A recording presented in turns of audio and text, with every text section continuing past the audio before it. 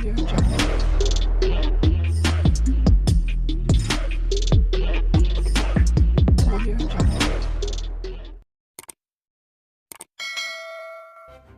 kasih kerana memilih channel ini. Sebelum kita mulakan video ini, sila pertimbangkan untuk menekan butang like, share dan subscribe dan aktifkan butang lonceng anda agar anda sentiasa mendapat info-info percuma pada setiap hari dari channel kami. Dan tinggalkan komen anda kerana komen anda amatlah dihargai. Terima kasih. Sejak beberapa tahun lalu, khasnya selepas pilihan raya umum ke-14 PRU14 pada 2018, negara mengalami beberapa peristiwa memeritkan mengakibatkan kemelut politik tidak berkesudahan. Justru, pasca PRU15 dengan pembentukan kerajaan perpaduan, ia menjadi harapan baharu untuk menoktahkan kemelut politik negara. Namun, kecairan sokongan dalam kalangan ahli politik mutakhir ini menimbulkan beberapa cabaran terhadap amalan demokrasi berparlimen di negara ini. Terdahulu, kontroversi timbul apabila sebilangan ahli parlimen pembangkang menyatakan sokongan kepada pimpinan Perdana Menteri, Datuk Seri Anwar Ibrahim.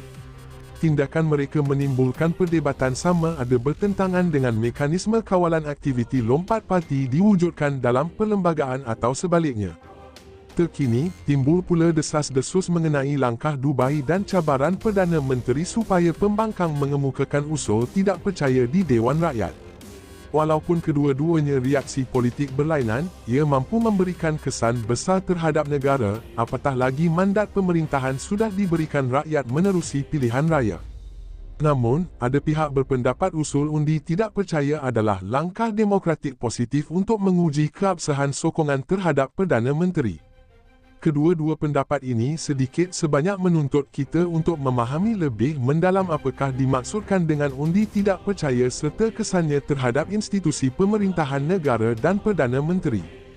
Perdana Menteri adalah jawatan terpenting dalam perlembagaan, beliau ketua kerajaan pada peringkat persekutuan dan pelantikannya dibuat atas budi bicara yang di-Pertuan Agong mengikut Perkara 40-2 Perlembagaan. Walaupun pelantikan Perdana Menteri dibuat atas khidmat dan perkenan yang di-Pertuan Agong, Perdana Menteri tidak memegang jawatan itu atas perkenan baginda, sebaliknya memerlukan sokongan majoriti ahli Dewan Rakyat. Hal ini dinyatakan melalui Perkara 43-4 memperuntukkan, jika Perdana Menteri tidak lagi mendapat kepercayaan majoriti ahli Dewan Rakyat, maka hendaklah meletakkan jawatan melainkan jika atas permintaannya Parlimen dibubarkan yang di-Pertuan Agong.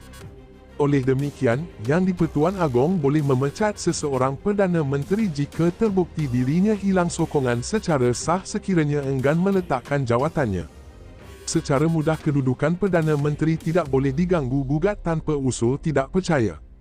Oleh itu, jika seseorang Perdana Menteri hilang sokongan untuk terus memimpin kerajaan, maka dirinya boleh kehilangan mandat untuk terus memimpin. Manifestasi dalam Dewan Perundangan. Namun pendapat diterima pakai secara meluas adalah sekiranya timbul sesuatu ketidakyakinan terhadap seseorang pemimpin kerajaan termasuk Perdana Menteri, maka ketidakyakinan itu harus dimanifestasikan dalam Dewan Perundangan menerusi usul undi tidak percaya. Dalam hal ini, usul undi percaya tertakluk kepada aturan mesyuarat Parlimen.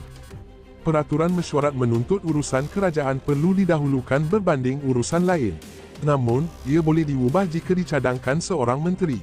Selain itu, kegagalan kerajaan meluluskan satu rang undang-undang RUU pada bacaan kedua dan atau ketiga juga boleh ditafsirkan sebagai suatu bentuk undi tidak percaya.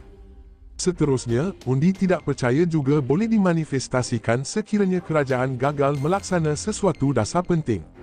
Undi tidak percaya juga boleh terjadi jika Perdana Menteri gagal mendapatkan undi percaya selepas mengusulkannya di Dewan Rakyat. Akhir sekali, undi tidak percaya juga boleh wujud akibat situasi luar biasa, termasuk menerusi aktiviti lompat parti atau pertukaran sokongan terhadap kepemimpinan. Sehingga hari ini walaupun beberapa kali percubaan membawa usul undi tidak percaya ke atas Perdana Menteri dilakukan di Dewan Rakyat, namun masih belum pernah dibahaskan apatah lagi diluluskan. Sekiranya undi tidak percaya berjaya dizahirkan dan diluluskan di Dewan Rakyat, maka ia akan memberikan impak sangat besar terhadap institusi pentadbiran negara. Kesan paling besar adalah Perdana Menteri harus meletakkan jawatan. Pada masa sama, Jemaah Menteri akan turut terbubar kerana Perdana Menteri kehilangan kepercayaan di Dewan Rakyat disebabkan nukleus kuasa Jemaah Menteri terletak kepada lantikan seseorang Perdana Menteri. Secara mudah, ketika itu negara tidak mempunyai kerajaan memiliki mandat untuk mentadbir dan berkemungkinan besar akan diuruskan kerajaan interim berkuasa terhad dilantik yang di-Pertuan Agong. Oleh demikian, seorang Perdana Menteri baharu harus dilantik bagi meneruskan kelangsungan pentadbiran negara. Dalam hal ini terdapat dua kaedah boleh diambil bagi mengisi kekosongan jawatan Perdana Menteri. Pertama, yang di-Pertuan Agong boleh melantik mana-mana ahli Dewan Rakyat pada khidmat baginda memiliki sokongan majoriti ahli Parlimen. Kaedah ini mampu menjimatkan kos dan masa serta memberikan penyelesaian lebih pantas dalam menangani isu kekosongan jawatan Perdana Menteri. Kaedah kedua adalah menerusi pembubaran Dewan Rakyat diperkenan yang di-Pertuan Agong atas nasihat Perdana Menteri sebelum meletakkan jawatannya. Keadaan ini akan mewajibkan PRU diadakan bagi memilih wakil rakyat baharu. Walaupun kaedah ini paling demokratik, namun ia bakal memberikan tekanan kos kepada kerajaan bagi melaksanakan PRU. Pada masa sama, seseorang Perdana Menteri juga mempunyai beberapa cara bagi mengelak undi tidak percaya dilaksanakan ke atasnya. Pertama, Perdana Menteri boleh mengusulkan undi percaya dibuat ke atasnya, yang mana kejayaan pengundian itu boleh memberikan keabsahan dan legitimasi jelas terhadap kepimpinannya. Seterusnya, Perdana Menteri boleh menasihati yang di-Pertuan Agong untuk memprorok atau menangguhkan sidang Parlimen sehingga selama 6 bulan. Keadaan ini mampu mengelakkan usul undi tidak percaya dibentangkan di Parlimen, sekaligus memberikan ruang kepada Perdana Menteri merayu dan menambahkan sokongan politik terhadap beliau. Dalam hal ini, suatu mekanisme khusus sama ada melalui kaedah formal atau tidak formal harus dirangka bagi menjamin kestabilan politik dapat dinikmati untuk jangka masa panjang. Perkara yang mampu mencetuskan ketidakstabilan negara seperti aktiviti lompat parti, penzahiran sokongan terhadap Perdana Menteri mahupun undi tidak percaya harus diuruskan dan dikawal selia dengan lebih baik. Dalam pada itu, penekanan lebih jitu harus diberi terhadap aspek integriti politik termasuk merangkumi elemen fitnah bermotifkan politik, pecah amanah, salah guna kuasa ataupun politik wang. Dalam meraih peranan undi tidak percaya untuk memastikan seseorang ketua kerajaan itu layak menerajui kerajaannya, tindakan ini harus dianggap sebagai jalan terakhir dalam menentukan keabsahan sesebuah kerajaan kerana ia boleh memberikan kesan sangat besar kepada rakyat dan negara. Sejak beberapa tahun lalu, khasnya selepas pilihan raya umum ke-14 PRU 14 pada 2018, negara mengalami beberapa peristiwa memeritkan mengakibatkan kemelut politik tidak berkesudahan. Justru, pasca PRU 15 dengan pembentukan kerajaan perpaduan, ia menjadi harapan baharu untuk menoktahkan kemelut politik negara. Namun, kecairan sokongan dalam kalangan ahli politik mutakhir ini menimbulkan beberapa cabaran terhadap amalan demokrasi berparlimen di negara ini. Terdahulu, kontroversi timbul apabila sebilangan ahli Parlimen Pembangkang menyatakan sokongan kepada pimpinan Perdana Menteri, Datuk Seri Anwar Ibrahim. Tindakan mereka menimbulkan perdebatan sama ada bertentangan dengan mekanisme kawalan aktiviti lompat parti diwujudkan dalam perlembagaan atau sebaliknya. Terkini, timbul pula desas-desus mengenai langkah Dubai dan cabaran Perdana Menteri supaya Pembangkang mengemukakan usul tidak percaya di Dewan Rakyat. Walaupun kedua-duanya reaksi politik berlainan, ia mampu memberikan kesan besar terhadap negara, apatah lagi mandat pemerintahan sudah diberikan rakyat menerusi pilihan raya. Namun, ada pihak berpendapat usul undi tidak percaya adalah langkah demokratik positif untuk menguji keabsahan sokongan terhadap Perdana Menteri. Kedua-dua pendapat ini sedikit sebanyak menuntut kita untuk memahami lebih mendalam apakah dimaksudkan dengan undi tidak percaya serta kesannya terhadap institusi pemerintahan negara dan Perdana Menteri.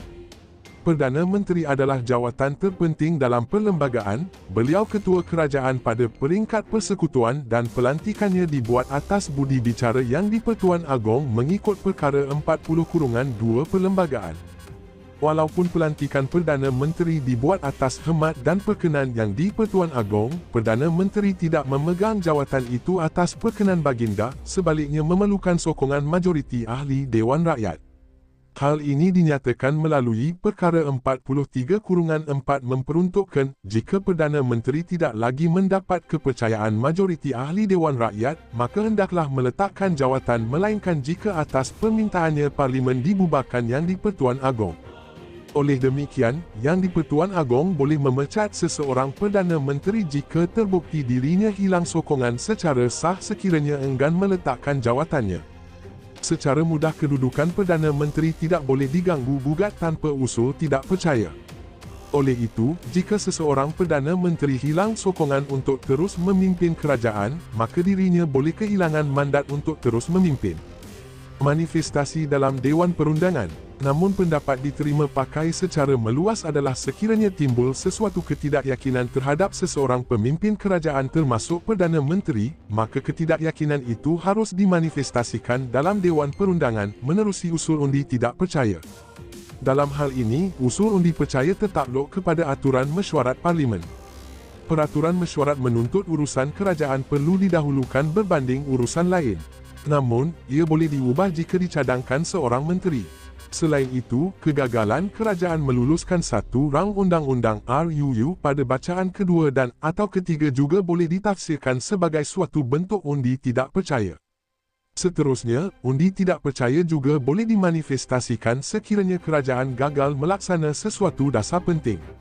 Undi tidak percaya juga boleh terjadi jika Perdana Menteri gagal mendapatkan undi percaya selepas mengusulkannya di Dewan Rakyat. Akhir sekali, undi tidak percaya juga boleh wujud akibat situasi luar biasa, termasuk menerusi aktiviti lompat parti atau pertukaran sokongan terhadap kepemimpinan. Sehingga hari ini, walaupun beberapa kali percubaan membawa usul undi tidak percaya ke atas Perdana Menteri dilakukan di Dewan Rakyat, namun masih belum pernah dibahaskan apatah lagi diluluskan. Sekiranya undi tidak percaya berjaya dizahirkan dan diluluskan di Dewan Rakyat, maka ia akan memberikan impak sangat besar terhadap institusi pentadbiran negara. Kesan paling besar adalah Perdana Menteri harus meletakkan jawatan.